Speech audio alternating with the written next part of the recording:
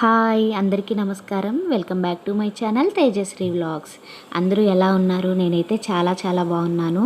మీరు కూడా సంతోషంగా ఆరోగ్యంగా ఉండాలని మనస్ఫూర్తిగా కోరుకుంటున్నాను. ఈరోజు నేనైతే ఫుల్ డే వ్లాగ్ అయితే షేర్ చేయబోతున్నాను. చివరి వరకు చూసి వీడియో నచ్చితే తప్పకుండా లైక్ చేయండి, మా ఛానల్ని సబ్స్క్రైబ్ చేసుకోండి.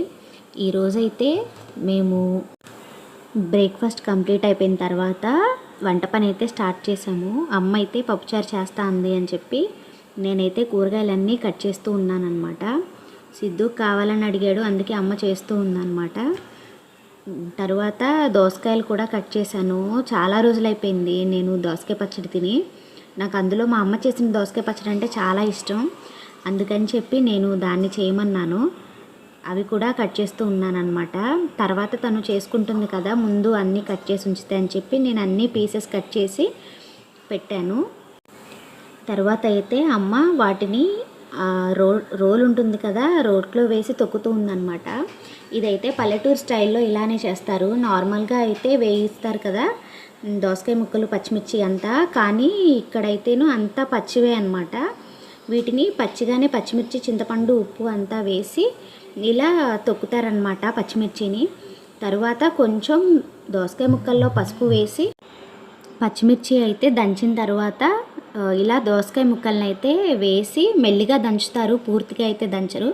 తరువాత పోపు పెట్టేసుకోవడమే దాన్ని. ఈరోజైతే సిద్ధు అమ్మని కారపూస చేయమని అడిగాడు. అందుకని చెప్పి అమ్మ అయితే కొంచెం పిండి కలుపుతుంది. ఎందుకు అంటే నవరాత్రుల టైంలో మళ్ళీ ఎలాగూ చేసుకుంటాం కదా, ఈ 4 రోజులకనే చెప్పి కొంచెం పిండి అయితే కలిపేసి చేస్తూ ఉందన్నమాట. మనవడేమో కారపూస కావాలని ఆర్డర్ వేశాడు, ఇంకా తాతగారేమో పకోడీ కావాలని ఆర్డర్ వేశారు.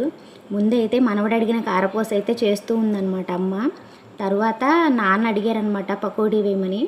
అందుకని చెప్పి ఇది అయిపోయిన తర్వాత అమ్మ అయితే పకోడీ కూడా వేసింది. నేనైతే వాటి కోసము ఉల్లిపాయ కోస్తూ ఉన్నానన్నమాట అమ్మ కారపూస చేసే టైంలో. ఇంకా ఉల్లిపాయలన్నీ కోసాను. అది కోసేసరికి నాకు చాలా టైం పట్టింది. అవన్నీ కోసిన తర్వాత అమ్మ అయితే వాటిని కలిపేసి పకోడీలాగా వేసింది. ఏవి చేసినా అన్నీ 2 రకాలు చేయాలన్నమాట. ఎందుకంటే మేమైతే పచ్చిమిర్చి చాలా తక్కువ తింటామని చెప్పి మాకు పచ్చిమిర్చి తక్కువగా వేసి చేస్తూ ఉంటుంది. నాన్నకి పచ్చిమిర్చి ఎక్కువ కావాలి, అందుకని చెప్పి ఆయనకి సపరేట్గా చేస్తూ ఉంటుంది. ముందు మాకు వేస్తుంది, తర్వాత నాన్నకు వేస్తుంది అన్నమాట. అలా మొత్తానికి అయితే ఈవినింగ్ 4కి అంతా కారపూస, పకోడీ 2 అయితే కంప్లీట్ అయిపోయాయి. అయిపోయిన తర్వాత మేము వాటిని తిని ఈవినింగ్ టీ అయితే తాగేసాము. మొత్తానికి మాకైతే ఈరోజు ఇలా వంటలతో అయితే గడిచిపోయిందనమాట డే అంతా. పిల్లలైతే ఇక్కడ చాలా బాగా ఎంజాయ్ చేస్తారనమాట.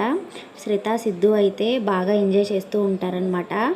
ఇంటి దగ్గర అయితే అసలు మార్నింగ్ లేవడానికి చాలా టైం తీసుకుంటారు, కానీ ఇక్కడ తెల్లవారుజామున లేస్తారనమాట పిల్లలు. అక్కడికి ఇక్కడికి పిల్లల టైమింగ్స్లో అయితే చాలా చేంజ్ ఉంటుంది. ఇంతేనండి నా వీడియో. ఇక్కడితో వీడియోని ఎండ్ చేస్తున్నాను. నా వీడియో మీకు నచ్చితే తప్పకుండా లైక్ చేయండి, మా ఛానల్ని సబ్స్క్రైబ్ చేసుకోండి. మరో మంచి వీడియోతో మళ్ళీ కలుద్దాం. బాయ్ బాయ్ అందరికీ.